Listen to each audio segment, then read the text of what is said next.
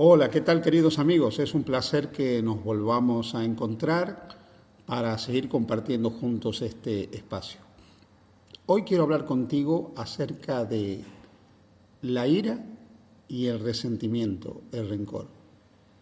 Decíamos en una exposición anterior que la ira, el enojo desordenado, puede acarrear diferentes manifestaciones.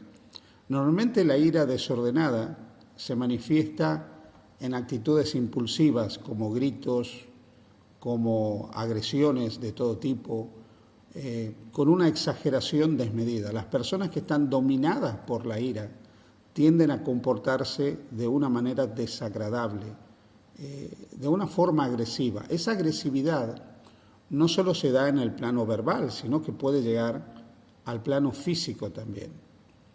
La ira desordenada, la ira que no es controlada, afecta nuestro mundo interior, afecta cómo estamos nosotros internamente, pero afecta el marco de nuestras relaciones interpersonales.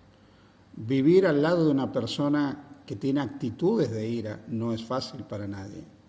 Por eso que hablábamos de la importancia de clarificar nuestras emociones, reconocer cuando hay cosas que nos molestan, nos enojan, pero sin llegar al plano de la ira. Habíamos leído un texto del apóstol San Pablo que dice: airaos, pero no pequéis, no se ponga el sol sobre vuestro enojo. Pero hoy quiero hablar de otro tema. Quiero hablar acerca del resentimiento, quiero hablar acerca del rencor, que no necesariamente se manifiesta como la ira. La palabra de Dios en Levítico capítulo 19, versículo 18, nos dice lo siguiente: no te vengarás, ni guardarás rencor a los hijos de tu pueblo, sino amarás a tu prójimo como a ti mismo. A veces nosotros creemos que las palabras de Jesús, amarás a tu prójimo como a ti mismo, son parte del Evangelio y que son dichos exclusivos de Jesús. Pero Jesús está tomando un pasaje que ya estaba en el Antiguo Testamento, en el libro de Levítico. En este contexto, el amor al prójimo implica no vengarse y no guardar rencor contra el prójimo. Cuando nosotros hemos sido dañados de alguna manera, cuando algo nos ha producido un desgarro del corazón, cuando hemos sido afrentados de alguna forma, es normal que de alguna manera haya un desafecto hacia aquel que nos haya agredido. La agresión incluso puede haber sido tan grande, el trauma producido puede ser tan grande, que experimentemos auténtico odio hacia lo que nos ha acontecido y no estemos en situación de poder relacionarnos con esa persona. Pero decíamos también que ese odio, ese desafecto, debe ser reconocido, debe ser asumido y debe ser superado. Y solamente puede ser superado sobre la base del perdón. El perdón nos permite a nosotros superar el odio, pero el perdón también nos permite a nosotros superar el resentimiento, superar el rencor. A diferencia de la ira que es una pasión descontrolada, el rencor no tiene la actitud de hostilidad, podríamos decir, agresiva, por lo menos visible. Una persona puede estar llena de resentimiento y rencor hacia alguien y, sin embargo, comportarse de una manera socialmente aceptable. La persona que está dominada por el resentimiento y el rencor frente a lo que se le ha hecho, no necesariamente va a tener una actitud agresiva hacia la otra persona. Pero no obstante, en el corazón hay un sentimiento que daña, un sentimiento que destruye. Porque el resentimiento, el rencor, va acompañado del desafecto, del desamor, e internamente del odio hacia la otra persona.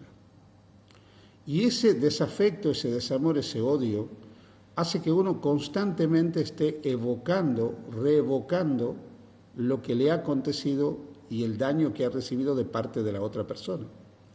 Y en consecuencia visibiliza a la otra persona constantemente como una mala persona, como una persona contra la que se tiene algo. Y ahí es donde surge lo que dice este texto, el deseo de revancha, la venganza, que de alguna manera se produzca la revancha. Muchas personas que tienen rencor y resentimiento anhelan que de alguna manera la otra persona que les ha dañado reciba algo semejante o peor a lo que ellos han experimentado por lo que les ha tocado vivir.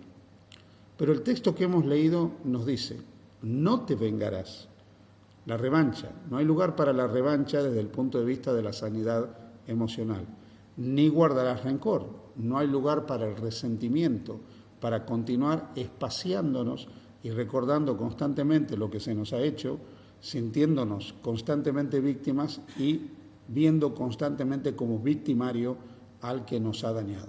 Si bien es cierto que en algún momento podemos haber sido víctimas y en algún momento alguien ha sido victimario, lo que no debemos es mantener eso constantemente delante de nosotros. ¿Por qué? Hay un texto en Hebreos capítulo 12, versículo 15, que nos dice algo muy interesante. Mirad bien, no sea que alguno deje de alcanzar la gracia de Dios, que brotando alguna raíz de amargura os estorbe, y por ella muchos sean contaminados. ¿Cuál es el resultado del resentimiento, del rencor? El resultado es la raíz de amargura. El resultado es que constantemente vamos a experimentar una amargura en nuestras vidas. Vamos a vivir amargados, no vamos a ser felices. Y esa ausencia de felicidad, esa amargura constante, también va a afectar no solo la calidad de nuestra vida interior, sino que va a afectar cómo vivimos, cómo nos relacionamos con el resto de las personas, cómo existimos, cómo logramos las cosas, cómo avanzamos en la vida o cómo no nos superamos en la vida. Cuando la amargura es la que controla nuestra existencia, constantemente se pone sobre nosotros una nube oscura, una nube negra. El pesimismo, la tristeza, el enfado, la ansiedad, constantemente están embargando nuestra existencia. ¿Significa esto que no debemos reconocer que lo que está mal y que lo que nos ha hecho daño nos ha hecho daño? De ninguna manera. Ya hemos dicho que debemos clarificar qué es lo que nos afecta. Ya hemos dicho que tenemos que delimitar el área de conflicto. Si yo he sido dañado por alguien, debe quedarme claro que el malestar que tengo, el enojo que tengo, es el resultado del daño recibido por la persona que de alguna manera me ha dañado. Debo aceptar, asumir, identificando previamente que mi enojo es el resultado del daño que yo he recibido.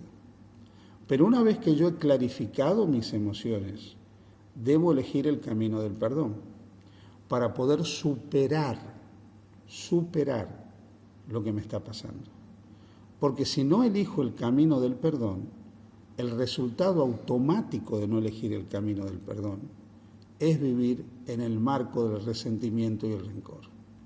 Y ese resentimiento y ese rencor van a producir lo que acabamos de leer, la amargura en mi existencia.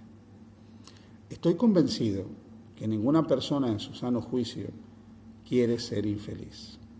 Todos queremos ser felices. Todos de alguna manera queremos sentirnos bien.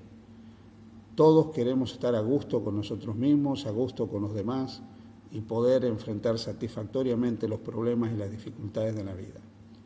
Pero debemos superar el resentimiento, debemos superar el rencor, porque el rencor no trae nada bueno a nuestra existencia. Cuanto más rencor hay, cuanto más resentimiento hay, más dolor vamos a experimentar, más sufrimiento vamos a experimentar, más oscura y triste nos parecerá la vida y la existencia. Si elijo perdonar, me pongo en las manos de Dios para perdonar y permito que Dios sane las heridas de mi corazón, entonces podré superar el rencor y el resentimiento y vivir una vida plena, una vida feliz. Que Dios te pueda ayudar a ti y a mí para esto. Feliz día junto a Jesús.